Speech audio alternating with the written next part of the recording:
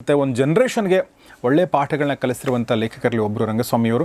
ಅವರ ಹೊಸ ಪುಸ್ತಕ ಸಾವಣ್ಣ ಪಬ್ಲಿಕೇಶನ್ದ ಬಂದಿರುವಂಥದ್ದು. ಇದು ₹100 ಹಣನ ನಾವು ವರ್ಷ ಬಿಟ್ಟು ತೆಗೆದ್ರೆ ವಸ್ತು ತಗೊಳಕ್ ಹೋದ್ರೆ ಅದ್ರ ಬೆಲೆ 110 ಆಗಿರುತ್ತೆ. ಎಕ್ಸಾಕ್ಟ್ಲಿ. ಅದರರ್ಥ ನಮ್ಮ ಹಣದ ಮೌಲ್ಯ ಕುಸಿತಾ ಇದೆ. ಯಾಕೆ ನೀವು ಅಂದರೆ ಹೂಡಿಕೆ ಮಾಡುವಂಥ ಟೈಮಲ್ಲಿ ಉಳಿಕೆನೂ ಮಾಡಬೇಕು, ಹಣದುಬ್ಬರವನ್ನು ಮೀರಿಸದೇ ಇದ್ರೂ ಕೂಡ ಉಳಿಕೆ ಮಾಡಬೇಕು ಅಂತ ಯಾಕೆ ಹೇಳ್ತಾ ಇದ್ದೀರ ತಾವು? ಹೂಡಿಕೆನಲ್ಲಿ ಒಂದು ಅಂಶದ ಏನು ಹೇಳ್ತೀವಿ, ರಿಸ್ಕ್ ಇದ್ದೇ ಇದೆ, ಅಪಾಯ ಇದ್ದೇ ಇದೆ. ಆ ಅಪಾಯ ನಾವು ತಗೊಳ್ಳೇಬೇಕು. ಇವತ್ತು ನಾವು ಅಪಾಯನ ತಗೊಳ್ಳದೆ ಹೋದ್ರೆ ಅದಕ್ಕಿಂತ ದೊಡ್ಡ ಅಪಾಯ ಬೇರೆ ಏನೂ ಇಲ್ಲ. ಯಾಕಂದರೆ ಎಲ್ಲಕ್ಕಿಂತ ಮುಖ್ಯನ ಗಳಿಕೆ ಅಂದರೆ ಹೂಡಿಕೆ ಮತ್ತು ಉಳಿಕೆ ಎರಡೂ ಆಗುವಂಥದ್ದು. ಆದರೆ ಇವತ್ತು ಗಳಿಕೆ ದಾರಿಗಳು ಎಷ್ಟು ಹೊಸದಾಗಿ ಓಪನ್ ಆಗ್ತಾ ಇದೆಯೋ, ಹಳೆ ದಾರಿಗಳು ಯಾವಾಗ ಕ್ಲೋಸ್ ಆಗ್ತಾವೆ ಅನ್ನೋದು ಗೊತ್ತಿಲ್ಲ, ಆ ಥರ ಆಗಿದೆ. ಸಮಸ್ಯೆ ನಂಬರ್ 3, ಅತ್ಯಂತ ದೊಡ್ಡ ಸಮಸ್ಯೆ ಜಗತ್ತಿಗೆ ಅಮೆರಿಕ. ಬೇಕೋ ಬೇಡವೋ ಎಲ್ಲೋ ದೂರದಲ್ಲಾಗಿದ್ದು ನಮಗೂ ಅಪರೋಕ್ಷವಾಗಿ ಬಂದು ಟಚ್ ಮಾಡೇ ಮಾಡುತ್ತೆ. ಮೇ ಬಿ 15 ದಿನ, ಮೇ ಬಿ ತಿಂಗಳು, ಮೇ ಬಿ 6 ತಿಂಗಳು ತಡ ಆಗ್ಬೋದು. ಅದು ನಮ್ಮ ಗಳಿಕೆಯ ಹಾದಿಗೆ ಮುಳ್ಳಾಗುತ್ತೆ. ಹೊಸ ಪುಸ್ತಕ. ಈ ಕಾರ್ಯಕ್ರಮದ ಪ್ರಾಯೋಜಕರು ಸಾವಣ್ಣ ಬುಕ್ಸ್.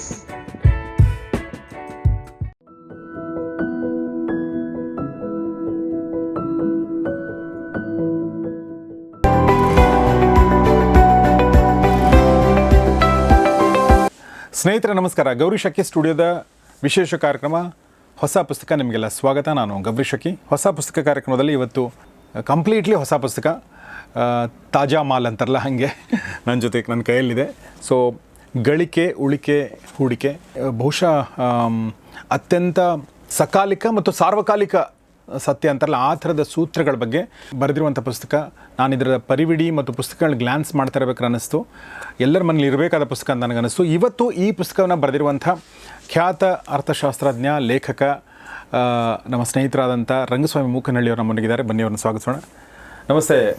ನಮಸ್ಕಾರ ಗೌರೀಶರೇ. ನಮಸ್ಕಾರ ಎಲ್ಲ ವೀಕ್ಷಕರಿಗೆ. ಸೊ ಹೇಗಿದ್ದೀರಾ sir? Always good, always happy. ನನಗೆ ರಂಗಸ್ವಾಮಿಯವರ ಪಕ್ಕದಲ್ಲಿದ್ದರೆ ಒಂದೇನೆಂದರೆ 2 ನಮಗೆ ಲಾಭ ಇದೆ. ಒಂದೇನೆಂದರೆ ನಿಮ್ಮ ಪ್ರತಿಯೊಂದು ಮಾತುಗಳಿಂದ ನಾವು ಏನಾದರೂ ಕಲಿತಾ ಇರ್ತೀವಿ, ನೀವೇನೋ ನಮ್ಗೆ ಹೊಸದು ಹೇಳ್ತಿರ್ತೀರ. ಆಮೇಲೆ ಇನ್ನೊಂದು ಭಾಳ ವಿಶೇಷವಾದ ಕ್ವಾಲಿಟಿ ಅಂತಂದರೆ ಅದು ನೋಡಿ ನಮ್ಗೆ ಸ್ವಲ್ಪ ಹೊಟ್ಟೆ ಕಿಚ್ಚಾಗುತ್ತೆ. ಅಯ್ಯೋ, ಒಳ್ಳೇದಕ್ಕಾದ್ರೆ ಸಾಕಷ್ಟು. ಒಳ್ಳೆ ಕ್ವಾಲಿಟಿನೇ. ಅದೇನೆಂದರೆ ಸದಾ ಉತ್ಸಾಹಿ, ಸದಾ ಒಳಗಡೆಯಿಂದ ಏನು ಹೇಳಿ ಉತ್ಸಾಹದ ಬುಗ್ಗೆ ಹಿಂಗೆ ಚಿಮ್ತಾ ಇರುತ್ತೆ ಮತ್ತು ಅದು ಒಳ್ಳೆಯದೇ ಬರುತ್ತೆ ಹೊರಗಡೆ. ಸೊ ಅದನ್ನು ನೋಡ್ತಾ ಇದ್ರೆ ಭಾಳ ಖುಷಿ ಆಗುತ್ತೆ. ಇಂಥ ವ್ಯಕ್ತಿಗಳು ಪಕ್ಕದಲ್ಲಿ ಇರಬೇಕು ಅಂತ ನನಗೆ ಯಾವಾಗಲೂ thank you so much. Kind of you ಪಕ್ಕದಲ್ಲಿ ಇದ್ದೀನಿ ಇವಾಗ. ಸೊ ಅವರು ನಮ್ಮ ಪಕ್ಕದಲ್ಲಿ ಸದಾಕಾಲ ಇರೋಕ್ಕೆ ಸಾಧ್ಯ ಇಲ್ಲ. ಆದರೆ ಅವ್ರು ಬರೆದಿರುವಂಥ ಪುಸ್ತಕಗಳನ್ನ ಪಕ್ಕದಲ್ಲೇ ಇಟ್ಕೊಂಡು ಅದ್ರ ಜೊತೆಗೆ ಇರ್ಬೋದು, ಅದನ್ನು ಓದಿ ಅದು ಪಕ್ಕದಲ್ಲೇ ಇಟ್ಕೊಂಡು ಮಲ್ಕೋಬೋದು, ಮತ್ತೆ ಅದನ್ನು ಮನನೆ ಮಾಡ್ಕೋಬೋದು. ಸೊ ಆ ಥರ ನನಗನ್ಸುತ್ತೆ ಒಂದು ಜನ್ರೇಷನ್ಗೆ ಒಳ್ಳೆಯ ಪಾಠಗಳನ್ನ ಕಲಿಸಿರುವಂಥ ಲೇಖಕರಲ್ಲಿ ಒಬ್ಬರು ರಂಗಸ್ವಾಮಿಯವರು. ಅವರ ಹೊಸ ಪುಸ್ತಕ ಸಾವಣ್ಣ ಪಬ್ಲಿಕೇಶನ್ದ ಬಂದಿರುವಂಥದ್ದು. ಇದು ಗಳಿಕೆ, ಉಳಿಕೆ, ಹೂಡಿಕೆ. ಸರ್, ಮೊದಲನೇ ರಿಮಾರ್ಕ್ಸ್ ನಿಮ್ಮದು, ಯಾಕೆ ಬರಿಬೇಕನ್ನಿಸ್ತು? ನಾವೆಲ್ಲ ದೈಹಿಕ ಆರೋಗ್ಯ, ಮಾನಸಿಕ ಆರೋಗ್ಯ ಇದೆಲ್ಲ ತುಂಬ ಇಂಪಾರ್ಟೆಂಟ್ ಅಂತ ಕೇಳ್ಕೊಂಬಂದಿದ್ದೀವಿ. ಹೌದು, ಎಲ್ಲದಕ್ಕೂ ಪ್ರಥಮವಾಗಿ ದೈಹಿಕ ಆರೋಗ್ಯ ಚೆನ್ನಾಗಿರಬೇಕು, ಮಾನಸಿಕ ಆರೋಗ್ಯ ಚೆನ್ನಾಗಿರಬೇಕು. ಅದೆರಡೂ ಚೆನ್ನಾಗಿದ್ದರೆ ಬದುಕು ಚೆನ್ನಾಗಿರುತ್ತೆ.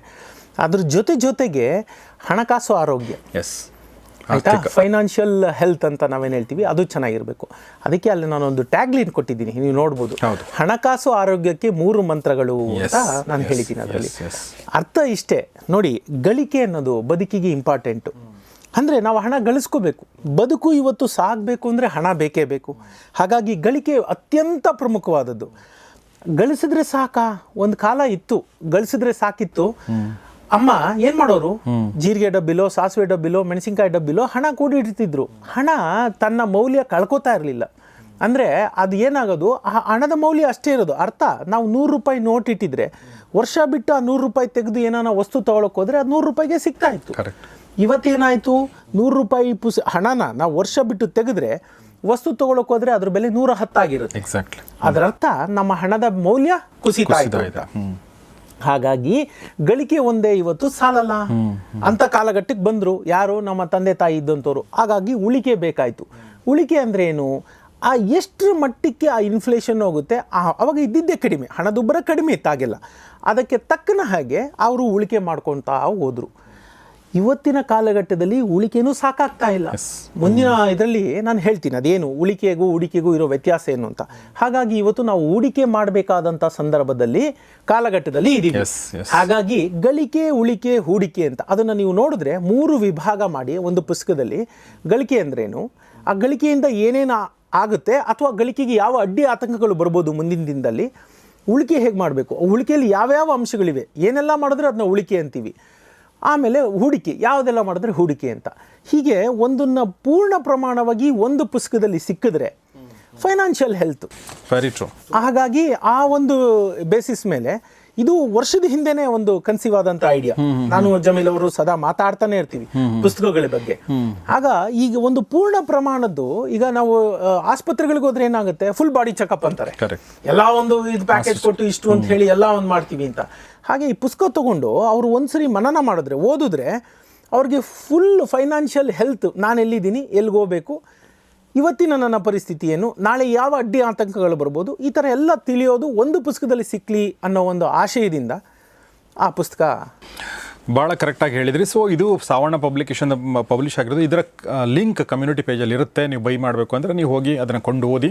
ಬಟ್ ಅದಕ್ಕಿಂತ ಮುಂಚೆ ಇಲ್ಲಿ ಅವರು ಅರ್ಪಣೆನಲ್ಲಿ ತಮ್ಮ ತಾಯಿಗೆ ಅರ್ಪಣೆ ಮಾಡಿದ್ದಾರೆ. ಪೈಸೆ ಪೈಸೆಗೆ ಪರದಾಡುವ ಸ್ಥಿತಿಯಲ್ಲೂ ಇನ್ನಷ್ಟು ಸಂಕಷ್ಟ ಬಂದರೆ ಎನ್ನುವ ಮುಂದಾಲೋಚನೆಯಿಂದ ಸಾಸಿವೆ ಡಬ್ಬದಲ್ಲೂ ಮೆಣಸಿನಕಾಯಿ ಡಬ್ಬದಲ್ಲೂ ಹಣ ಉಳಿಸುತ್ತಿದ್ದ ಅಮ್ಮ ನಾಗಲಕ್ಷ್ಮಮ್ಮ ಅವರಿಗೆ ಈ ಪುಸ್ತಕ ಅರ್ಪಣೆ ಅಂತೇಳಿ. ನಮ್ಮ ಅಮ್ಮಂದ್ರೆಲ್ಲ ಹೀಗೆ ಮಾಡಿದ್ದಾರೆ. ಹೌದೌದು. ಅದರಲ್ಲೂ ಸ್ವಲ್ಪ ಜಾಣ ಅಮ್ಮಂದಿರು ಜಾಸ್ತಿ ಮಾಡಿದ್ದಾರೆ, ಸ್ವಲ್ಪ ಕಡಿಮೆ ಜಾಣ ಅಮ್ಮಂದಿರು ಜಾಸ್ತಿ ಮಾಡೋಕ್ಕೆ ಹೋಗಿಲ್ಲ. ಬಟ್ ಭಾಳಷ್ಟು ನಮ್ಮ ಕರ್ನಾಟಕದ ಭಾರತದ ಅಮ್ಮಂದಿರೆಲ್ಲ ಇದನ್ನು ಮಾಡಿದ್ದಾರೆ. ಆ ಟೈಮಿನ ಅದು ಉಳಿಕೆ ಆಗಿತ್ತು. ಆದರೆ ಈಗ ಕಾಲ ಬದಲಾಗಿದೆ. ಹೀಗಾಗಿ ನಾವು ನಮ್ಮ ಗೌರಿ ಶಕ್ಕಿ ಸ್ಟುಡಿಯೋದಲ್ಲಿ ಹೂಡಿಕೆ ಬಗ್ಗೆ ಸುಮಾರು ವಿಚಾರಗಳು ಮಾತಾಡಿದ್ದೀವಿ. ಆದರೆ ನಾವು ಗಳಿಕೆ ಮತ್ತು ಉಳಿಕೆ ಇದೆಯಲ್ಲ, ಅವು ತುಂಬ ನಾವು ಟೇಕನ್ ಫಾರ್ ಗ್ರಾಂಟೆಡ್ ಮಾಡ್ಕೊಂಡ್ಬಿಟ್ಟಿದ್ದೀವಿ. ಗಳಿಸ್ತಾನೆ ಇರ್ತೀವಲ್ಲ, ಆಮೇಲೆ ಉಳಿಸೋದು ಹಳೆ ಫ್ಯಾಷನ್ ಅನ್ನೋ ಥರ ಅನ್ಕೊಂಡ್ಬಿಟ್ಟಿದ್ದೀವಿ. ಆ್ಯಕ್ಚುಲಿ ಓಲ್ಡ್ಸಲ್ಲ, ಬಟ್ ಅವು ಆಗಿಲ್ಲ ಅನ್ನೋದು ನಿಮ್ಮ ಅದೇನಂದ್ರೆ ಉಳಿಕೆ ಅನ್ನೋದೇನಿದೆ ಅದು ಇವತ್ತಿಗೂ ನಾವು ತುಂಬ ಜನ ನಮ್ಮ ಅಪ್ಪ ಅಮ್ಮಂದ್ರಿಂದ ಎರವಲು ಪಡ್ಕೊಂಡಿದ್ದೀವಲ್ಲ, ಆ ಜ್ಞಾನ, ಅದೇ ಜ್ಞಾನದಿಂದ NSC ಹಾಕೋದು, ಬ್ಯಾಂಕ್ FD ಇಡೋದು, ಅರ್ಥ ಆಯ್ತಾ, PPF ಹಾಕೋದು, ಇವೆಲ್ಲ ಉಳಿಕೆ. ಅದೆಲ್ಲ ಯಾವುದೆಲ್ಲ ನಾನು ಅದನ್ನೇ ಹೇಳ್ತೀನಿ. ಉಳಿಕೆಗೂ ಹೂಡಿಕೆಗೂ ಇರೋ ವ್ಯತ್ಯಾಸ, ಮೊದಲನೇ ವ್ಯತ್ಯಾಸ ಏನಪ್ಪ ಅಂತಂದ್ರೆ, ಯಾವೆಲ್ಲ ಹೂಡಿಕೆ ಅಂತ ಅನ್ಕೊಂತೀವಿ, ಉಳಿಕೆ ಮಾಡಿರ್ತೀವಲ್ಲ, ಅದು ಹಣದುಬ್ಬರವನ್ನ ಮೀರಿಸದೇ ಇರುತ್ತೆ, ಅವೆಲ್ಲ ಉಳಿಕೆ. ಹಣದುಬ್ಬರವನ್ನ ಮೀರಿದ ಒಂದು ಲಾಭಾಂಶ ತಂದು ಕೊಡುತ್ತಲ್ಲ, ಅದು ಹೂಡಿಕೆ. ಅದನ್ನ ವಿಸ್ತಾರವಾಗಿ ನಾನು ಮುಂದೆ ನಿಮ್ಮ ಪ್ರಶ್ನೆಗಳಲ್ಲಿ ಹೇಳ್ತಾ ಹೋಗ್ತೀನಿ. ಬಟ್ ಯಾಕೆ ನೀವು ಅಂದ್ರೆ ಹೂಡಿಕೆ ಮಾಡುವಂತ ಟೈಮಲ್ಲಿ ಉಳಿಕೆನೂ ಮಾಡಬೇಕು, ಹಣದುಬ್ಬರವನ್ನು ಮೀರಿಸದೇ ಇದ್ರೂ ಕೂಡ ಉಳಿಕೆ ಮಾಡಬೇಕು ಅಂತ ಯಾಕೆ ಹೇಳ್ತಾ ಇದ್ದೀರಾ ತಾವು?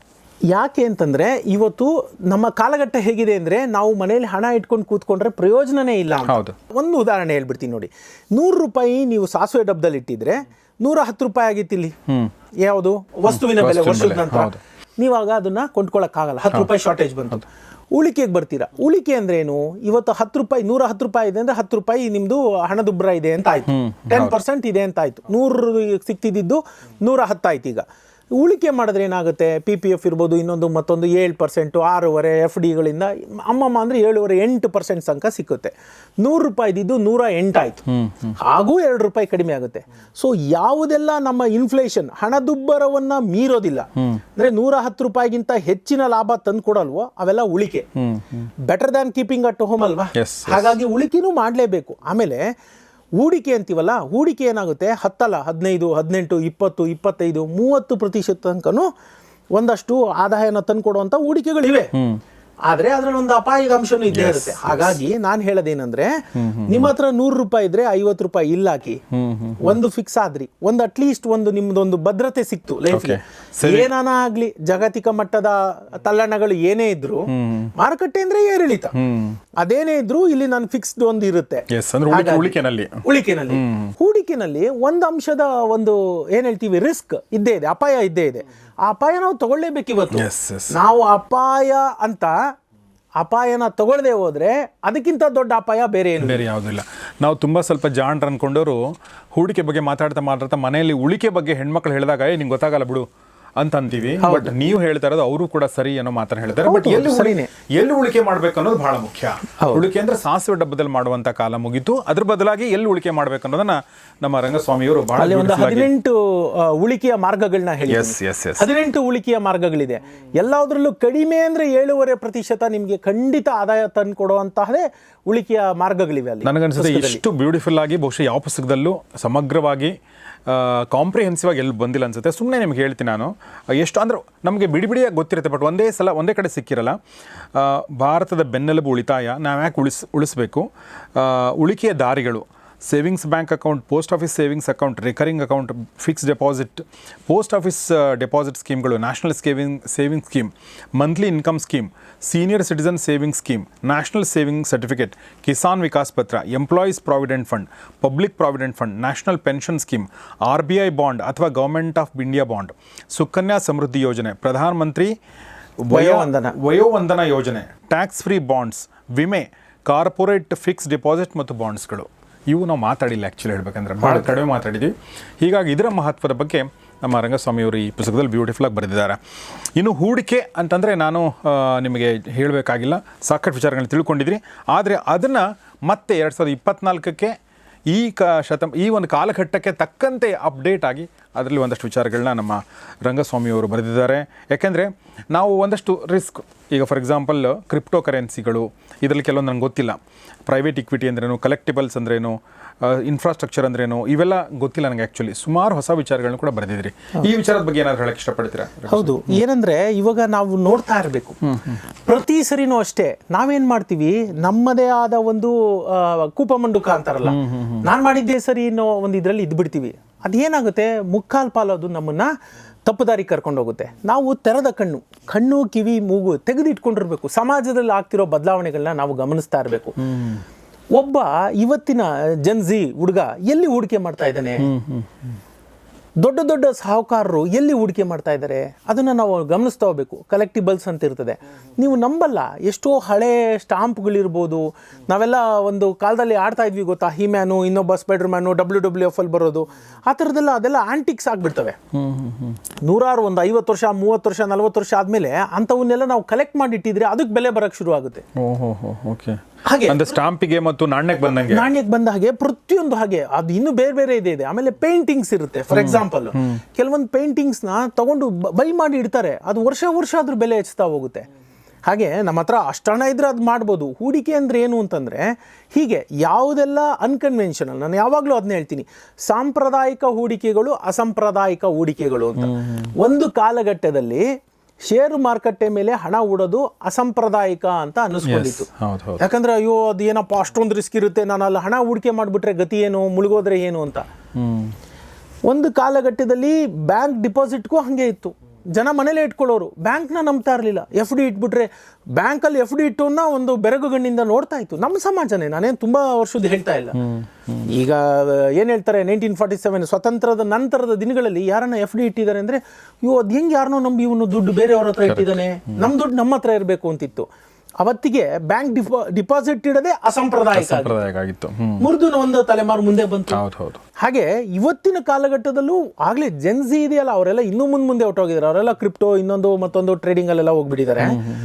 ಈಗಲೂ ನಮ್ಮ ಒಂದು ವಯೋಮಾನದ ಜನ ಇವತ್ತಿಗೂ ಡೋಲಾಯಮಾನ ಸ್ಥಿತಿಲಿದ್ದಾರೆ. ಯಾಕಂದ್ರೆ ನಮ್ದು ಹೆಂಗೆ ಅಂತಂದ್ರೆ, ಪೂರ್ಣ ಅಪ್ಪ ಅಮ್ಮನ ಮಾತನ್ನು ಮೀರಲಾರವು, ನಮ್ಮ ಮಕ್ಕಳು ದಾರಿನೂ ಅಪ್ಕೊಳ್ಳಲಾರವು, ಈ ರೀತಿಯ ಒಂದು ಕಾಲಘಟ್ಟದಲ್ಲಿ ಇರೋದ್ರಿಂದ ನಾವು ಯಾವಾಗಲೂ ಅದೇ ಹೇಳ್ತೀವಿ, ನಮ್ಮ ಈ ಮಧ್ಯಮ ವರ್ಗದ ಮಧ್ಯಮ ವಯಸ್ಸಿನ ಜನ ಯಾರಿದ್ದಾರೆ ಅವರು ಸಂಕ್ರಮಣ ಸ್ಥಿತಿಲಿದ್ದಾರೆ ಅಂತ. ಅತ್ಲಾಗ ಇದನ್ನೂ ಪೂರ್ಣವಾಗಿ ಅಪ್ಕೊಳ್ಳಾರರು, ಅಥವಾ ಈ ಕಡೆ ಇರೋದನ್ನು ಪೂರ್ಣವಾಗಿ ಅಪ್ಕೊಳ್ಳಾರರು. ಈ ಸಾಂಪ್ರದಾಯಿಕ ಮತ್ತು ಅಸಾಂಪ್ರದಾಯಿಕ ಹೂಡಿಕೆಗಳ ನಡುವೆ ಅವರು ಮನಸ್ಸಿನಲ್ಲಿ ಸದಾ ಒಂದು ಜುಗಲ್ಬಂದಿ ನಡೀತಾನೆ ಇರುತ್ತೆ. ನಾನು ಹೇಳೋದು ಅದಕ್ಕೇನೆ, ಅದರಲ್ಲಿ ನಾನು ಯಾವಾಗಲೂ ಅಷ್ಟೇ, ನಾನು ಮಧ್ಯಮ ದಾರಿಗೆನೇ ತಗೋತೀನಿ. ಅವ್ರಿಗೆ ಹೇಳಿದ್ದೀನಿ, ನೋಡ್ರಪ್ಪ ಹೂಡಿಕೆನೂ ಬಿಡಬೇಡಿ, ಅರ್ಧ ಇಲ್ಲಿ ಹಾಕಿ 50 ರೂಪಾಯಿ, ಅರ್ಧ ಇಲ್ಲಿ ಹಾಕಿ, 100ಕ್ಕೆ 100 ನೀವು ಇಲ್ಲೇ ಹಾಕೊಂಡು ಕೂತ್ಕೊಂಡ್ರೆ ಇನ್ಫ್ಲೇಷನ್ನ ಬೀಟ್ ಮಾಡೋಕ್ಕಾಗದೇ ಇಲ್ಲ. ಸೊ ಆ ಬ್ಯಾಲೆನ್ಸ್ ಆರ ಮಾಡಿ, ಅಟ್ಲೀಸ್ಟ್ ಇನ್ಫ್ಲೇಷನ್ ಏನಿದೆ ಆ ಮಟ್ಟಕ್ಕಾದರೂ ನಿಮ್ಮ ಹಣನ ಬೆಳೆಸಿ. ಇಲ್ಲ ಅಂದ್ರೆ ಏನಾಗುತ್ತೆ, 100 ರೂಪಾಯಿ 110 ಆದ್ರೆ ಅಟ್ಲೀಸ್ಟ್ ನಿಮ್ಮ ಹತ್ರ 110 ಇರಬೇಕು ವಸ್ತು ಕೊಂಡ್ಕೊಳ್ಳೋಕ್ಕೆ. 108 ಆಗೋದು ಬೇಡ. ನೀವು 115 120 ಮಾಡುವ ಆಂಬಿಷನ್ ಇಲ್ಲ ಅಂದ್ರೆ ಪರವಾಗಿಲ್ಲ, ಬ್ಯಾಲೆನ್ಸ್ ಅನ್ನ ಮಾಡ್ಕೊಂಡು ಹೋಗಿ, ಇನ್ಫ್ಲೇಷನ್ ಕರೆಕ್ಟ್ ಆಗಿ ಅದಕ್ಕೆ ಸರಿದೂಗಿಸ್ಕೊಂಡು ಹೋಗಿ. ಎಕ್ಸಾಕ್ಟ್ಲಿ. ಸೊ ನನಗನ್ಸುತ್ತೆ ಈಗ ನೋಡಿ ರಂಗಸ್ವಾಮಿ ಸರ್ ಒಂದು ತುಂಬ ಒಳ್ಳೆ ಮಾತು ಹೇಳಿದರು, ನೀವು ಅಪ್ಡೇಟ್ ಆಗಬೇಕು, ಜಗತ್ತನ್ನು ನೋಡಬೇಕು, ಏನು ಬದಲಾವಣೆ ಆಗುತ್ತೆ ನೋಡಬೇಕು ಅನ್ನೋದು ತುಂಬ ಒಳ್ಳೆ ಮಾತು. ಆದರೆ ನಮಗೆಲ್ಲ ನೋಡೋಕ್ಕಾಗತ್ತಾ ಅನ್ನೋದೊಂದು ಪ್ರಶ್ನೆ, ನೋಡಿದ್ರೆ ಅರ್ಥ ಆಗುತ್ತಾ ಅನ್ನೋದು ಎರಡನೇ ಪ್ರಶ್ನೆ, ಅರ್ಥ ಆದರೂ ನೆನಪಲ್ಲಿ ಉಳಿಯುತ್ತಾ ಅನ್ನೋದು ಮೂರನೇ ಪ್ರಶ್ನೆ. ಯಾಕಂದರೆ ನಮ್ಮ ಮೊಲೆಗಳು ಬೇರೆ ಇರ್ತವೆ. ಹೀಗಾಗಿ ನಮಗೆ ಗುರುಗಳಾಗಿ ಇರುವಂಥವರೇ ರಂಗಸ್ವಾಮಿಯವರು. ಅವ್ರ ಕಣ್ಣಿಂದ ನಾವು ನೋಡೋಣ.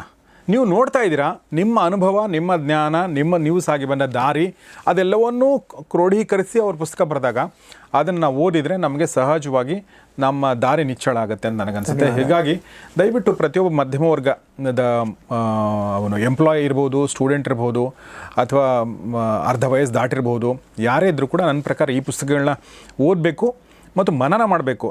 ಆ್ಯಕ್ಚುಲಿ ಒಂದು 30-40 ವರ್ಷದ ಹಿಂದೆ ನಮಗೇನಾದರೂ ಈ ಪುಸ್ತಕ ಸಿಕ್ಕಿದ್ರೆ ಅಂದರೆ ನಮ್ಮ ಇಡೀ ಜನ್ರೇಷನ್ ಕಥೆ ಬೇರೆ ಆಗಿರೋದು ಅಂತ ಅನ್ಸುತ್ತೆ ನನಗೆ. ಆದರೆ ಈಗ ಅಟ್ಲೀಸ್ಟ್ ಸಿಗ್ತಾ ಇದೆಯಲ್ಲ, ಸೊ ಹೀಗಾಗಿ ಯಾಕೆಂದರೆ ಇಂಗ್ಲೀಷಲ್ಲಿ ತುಂಬ ಹಿಂದೆ ಬಂದಿದೆ, ನಮ್ಮ ಕನ್ನಡದಲ್ಲಿ ಮಾತ್ರ ಅದು ಭಾಳ ಲೇಟಾಗಿ ಬರ್ತಾ ಇದೆ. ಸೊ ಎನಿವೆ ಈಗಾದರೂ ಸಿಗ್ತಾ ಇದೆ, ಅದನ್ನು ನಾವು ಸದುಪಯೋಗ ಪಡಿಸ್ಕೊಳ್ಳೋಣ ಅಂತ ಹೇಳ್ತೀನಿ. ಇಲ್ಲಿ ಒಂದು ಆ್ಯಡ್ ಮಾಡೋಕ್ಕೆ ಇಷ್ಟಪಡ್ತೀನಿ. ನಾನು ಆಗಲೇ ಮೊದಲೇ ಮಾತಾಡ್ತಾ ಹೇಳಿದೆ, ಗಳಿಕೆ, ಉಳಿಕೆ, ಹೂಡಿಕೆ. ಗಳಿಕೆ ಎಷ್ಟು ಪ್ರಾಮುಖ್ಯತೆ ಅಂತಂದರೆ, ಗಳಿಕೆ ಇಲ್ದಿದ್ರೆ ಉಳಿಕೆಗೆ ಮತ್ತು ಹೂಡಿಕೆಗೆ ಅರ್ಥನೇ ಇರೋದಿಲ್ಲ. ಎಕ್ಸಾಕ್ಟ್ಲಿ. ನಾವು ಯಾತಕ್ಕೆ ಹೂಡಿಕೆ ಮಾಡಬೇಕು ಅಂತ ತಿಳ್ಕೊಂಡ್ವಿ, ಯಾಕಂದರೆ ಇವತ್ತು ಇನ್ಫ್ಲೇಷನ್, ಹಣದುಬ್ಬರ ಏನಿದೆ ಅದನ್ನು ಬೀಟ್ ಮಾಡಬೇಕು ಅಂದರೆ ಹೂಡಿಕೆ ಮಾಡಲೇಬೇಕು. ತುಂಬ ಇಂಪಾರ್ಟೆಂಟು. ಉಳಿಕೆ ಮಾಡಬೇಕಾ? ಖಂಡಿತ ಉಳಿಕೆನೂ ಮಾಡಬೇಕು. ಆರಂಭ ಉಳಿಕೆಯಿಂದ ಶುರುವಾಗಿ ನಮ್ಮ ದಾರಿ ಹೂಡಿಕೆ ಕಡೆ ಹೋಗಬೇಕು. ಇದು ಒಂದು ಅಂಶ. ಇವೆರಡೂ ಆಗಬೇಕು ಅಂತಂದರೆ ಅತ್ಯಂತ ಪ್ರಮುಖವಾದದ್ದು ಗಳಿಕೆ. ನಮ್ಮ ಹತ್ರ ಹಣ ಗಳಿಕೆನೇ ಇಲ್ಲ ಅಂದರೆ ಇವೆರಡನ್ನು ನಾವು ಮಾತಾಡೋಕ್ಕೆ ಆಗಲ್ಲ.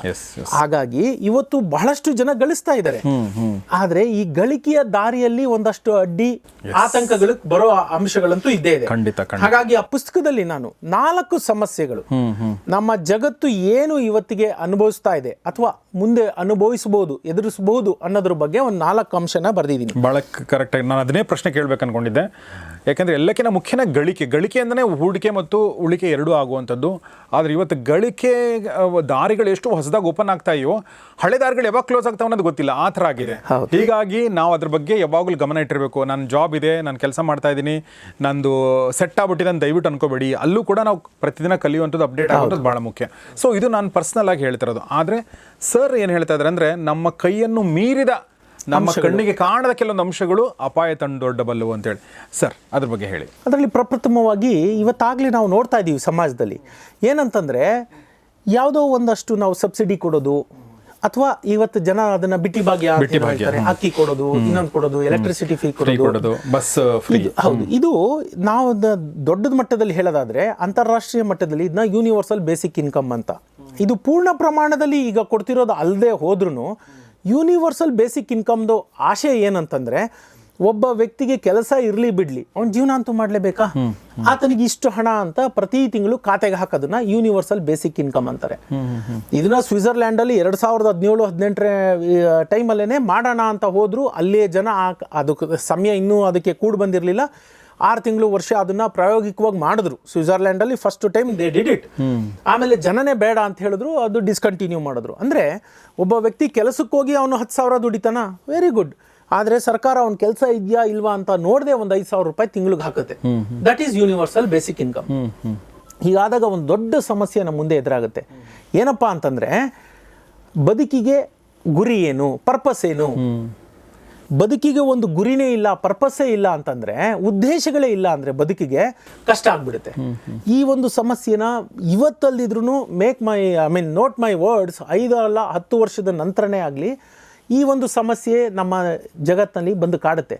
ಇವತ್ತಿಗೆ ನೀವು ನೋಡ್ಬೋದು, ಭಾರತದಲ್ಲಿ ಹೋಟೆಲ್ ಇರಲಿ, ಶಿಕ್ಷಣ ಸಂಸ್ಥೆ ಇರಲಿ, ಬೇರೆ ಯಾವುದೇ ರೀತಿಯ ವ್ಯಾಪಾರಗಳಿರಲಿ, ಜನ ಇಲ್ಲ, ಕೆಲ್ಸಕ್ಕೆ ಜನ ಸಿಗ್ತಿಲ್ಲ ಅಂತ ಹೇಳ್ತಾರೆ. ಇದು ಸಾಮಾನ್ಯವಾಗಿ ನೀವು ಯಾರನ್ನೇ ಹೋಗಿ ಕೇಳಿ, ಎಲ್ಲಾ ಉದ್ಯಮಪತಿಗಳು ಹೇಳೋದು ಒಂದೇ ಮಾತು, ನಾವ್ ಏನ್ ಮಾಡೋದು, ನಾವು ಬಿಸ್ನೆಸ್ ಸ್ಟಾರ್ಟ್ ಮಾಡಿದೀವಿ, ನಮ್ಗೆ ಕೆಲ್ಸಕ್ಕೆ ಜನ ಸಿಗ್ತಿಲ್ಲ ಅಂತ. ಎಂಥ ವೈರುಧ್ಯ ನೋಡಿ. ಒಂದ್ ಕಡೆ ಇಲ್ಲಿ ಕೆಲಸ ಸೃಷ್ಟಿ ಆಗ್ತಿಲ್ಲ, ಕೆಲಸ ಸೃಷ್ಟಿ ಆಗ್ತಿಲ್ಲ ಸಮಸ್ಯೆ ಅಂತೀವಿ, ಇಲ್ಲಿ ಕೆಲ್ಸಕ್ಕೆ ಜನ ಬರ್ತಾ ಇಲ್ಲ, ಯಾಕಂದ್ರೆ ಅವರು ಸ್ಕಿಲ್ ಅಪ್ಡೇಟ್ ಆಗ್ತಾ ಇಲ್ಲ. ಹಾಗಾದಾಗ ಏನಾಗುತ್ತೆ, universal basic income is the only solution. ನೀವು ಅವ್ರಿಗೆ ಕೊಡಬೇಕು, ಚೀಪ್ ಡೇಟಾ ಕೊಡಬೇಕು, ಅವ್ರು ಅದನ್ನ ಮೊಬೈಲ್ ನೋಡ್ಕೊಂಡು ಕೂತ್ಕೋಬೇಕು. ಹೀಗಾದಾಗ ಉದ್ದೇಶ ಇಲ್ದಿದ್ದಾಗ ಏನಾಗುತ್ತೆ, ಸುಮ್ಮನೆ ಕೂತಾಗ ತಲೆಯಲ್ಲಿ 120 ಬರುತ್ತೆ. ಹೊಸ ಹೊಸ ಸಮಸ್ಯೆಗಳಿಗೆ ಜಗತ್ತು ತೆರ್ಕೋತಾ ಹೋಗುತ್ತೆ. ಗಳಿಕೆ ಮಿನಿಮಮ್ ಬದುಕಿಗೆ ಬೇಕಾದಷ್ಟೇ ಸಿಕ್ಕಿದಾಗ ಉಳಿಕೆ ಮತ್ತು ಹೂಡಿಕೆ ದೊಡ್ಡ ಪೆಟ್ಟು ತಿನ್ನುತ್ತೆ. ಕರೆಕ್ಟ್. ಇದು ದೊಡ್ಡ ಸಮಸ್ಯೆ. ಮುಂದಿನ ದಿನಗಳಲ್ಲಿ ನಮ್ಮ ಸಮಾಜ ಈಗಾಗಲೇ ಒಂದು ಹಂತದಲ್ಲಿ ಅದ್ರದ್ದು ಏನು ಹೇಳ್ತಾರಲ್ಲ, ಒಂದು ಸಣ್ಣದು ಟ್ರೈಲರ್ ಅದನ್ನ ತೋರಿಸ್ತಾ ಇದೆ ಈಗಾಗಲೇ. ಅದು ಒಂದು ದೊಡ್ಡ ಮಟ್ಟದಲ್ಲಿ ಇನ್ನೊಂದು 5 ರಿಂದ 10 ವರ್ಷದಲ್ಲಿ ನಮ್ಮ ಸಮಾಜನ ಆ ಪ್ರಶ್ನೆ ಕಾಡಕ್ಕೆ ಶುರು ಮಾಡುತ್ತೆ.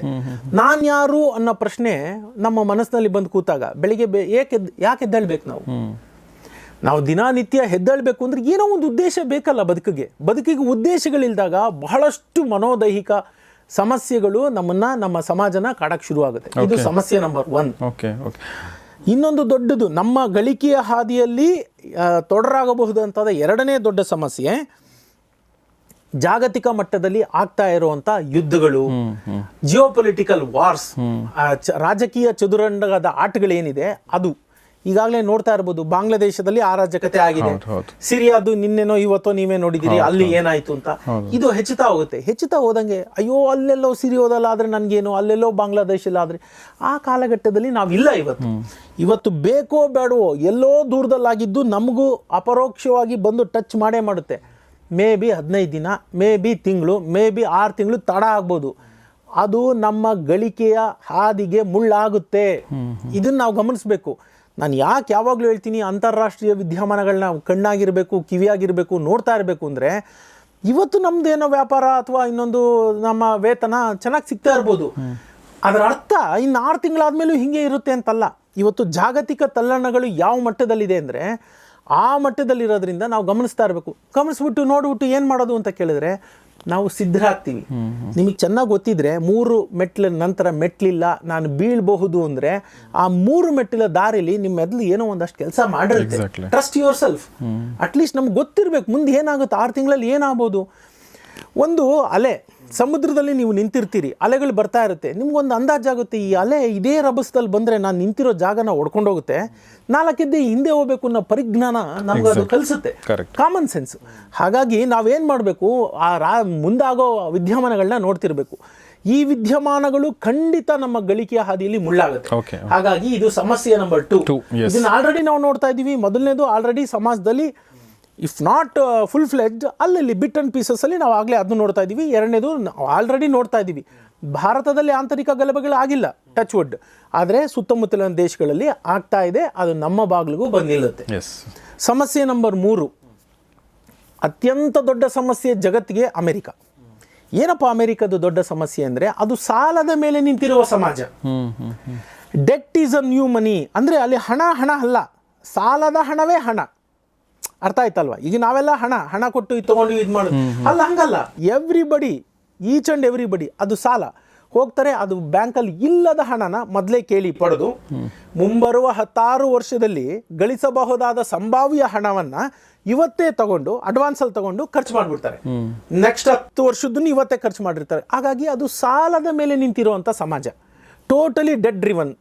ಅದು ಸಾಲ ಇಲ್ಲದೆ ಅದು ಆಗದೇ ಇಲ್ಲ. ಹಾಗಾಗಿ ಆ ಸಮಾಜ ಏನಾಗಿದೆ ಇವತ್ತು, ಇಡೀ ಹೋಲ್ ಸಮಾಜನೇ ಹಾಗೆ. ಏನಂತಂದರೆ ಈಗ ನೋಡಿ, ಒಂದು ಉದಾಹರಣೆ ಕೊಡ್ತೀನಿ. ಅಮೆರಿಕದ ಒಂದು ಸರ್ಕಾರ ಏನಿದೆ, ಅದ್ರ ನಡೆಸೋಕ್ಕೆ $100 ಬೇಕು. ಅದು ಖರ್ಚು ವೆಚ್ಚ, ಬಡ್ಜೆಟ್ ಅಂತ ಮಾಡ್ತೀವಿ. $100 ಬೇಕು ಅಂತ ಇಟ್ಕೊಳ್ಳಿ, ಡಾಲರು, ನಾನು ರೂಪೀಸ್ ಅಂತಲೇ ಹೇಳ್ತೀನಿ. $100 ಬೇಕು ಅಂತ ಇಟ್ಕೊಳ್ಳಿ. ಆದಾಯ, ಸರ್ಕಾರಕ್ಕೂ ಆದಾಯ ಬರುತ್ತಲ್ಲ, ಟ್ಯಾಕ್ಸ್ ಕಲೆಕ್ಷನ್ ಮಾಡುತ್ತೆ, ಇನ್ನೊಂದು ಕಾರ್ಪೊರೇಟ್ ಟ್ಯಾಕ್ಸು 120 ಅದು ಇದ್ರದ್ದು ಬರುತ್ತೆ. ಅದೊಂದು $97 ಆಯಿತು ಅಂತ ಇಟ್ಕೊಳ್ಳಿ. ಈಗ ನಿಮ್ಮ ಖರ್ಚನ್ನ ನಾವು ಯಾವುದು ಇಲ್ಲ ಅಂದರೆ ಏನು ಮಾಡಬೇಕು, ಅದನ್ನು ನಾವು ಖರ್ಚುಗಳಲ್ಲಿ ಇಲ್ಲ ಶಿಕ್ಷಣಕ್ಕೋ ಇಲ್ಲ ಡಿಫೆನ್ಸಲ್ಲೋ ಇನ್ನೊಂದರಲ್ಲೋ ಯಾವುದ್ರಲ್ಲಾರ ಖರ್ಚು ಕಮ್ಮಿ ಮಾಡಿ 97 ಮಾಡಬೇಕು.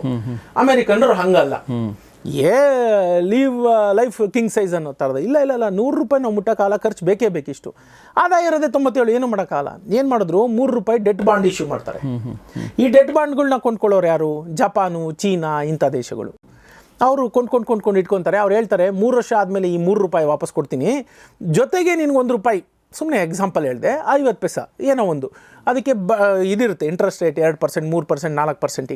ಇದನ್ನು ಸೇರಿಸ್ಬಿಟ್ಟು ನಾನು ನಿನಗೆ ವಾಪಸ್ ಕೊಡ್ತೀನಿ ಅಂತ ಅಮೆರಿಕ ಹೇಳುತ್ತೆ. ಅಮೆರಿಕ ಸರ್ಕಾರನೇ ಹೇಳುತ್ತೆ. ಡೆಟ್ ಬಾಂಡ್ ಇಶ್ಯೂ ಮಾಡುತ್ತೆ, ಫೆಡರಲ್ ರಿಸರ್ವ್ ಅಂತ ಹೇಳ್ತೀವಿ. Federal reserve debt bond issue ಮಾಡುತ್ತೆ. ಅದನ್ನು ಈ ದೇಶಗಳು ತಗೋತವೆ, ಇಂಡಿವಿಜುವಲ್ಸು ತಗೋಬೋದು.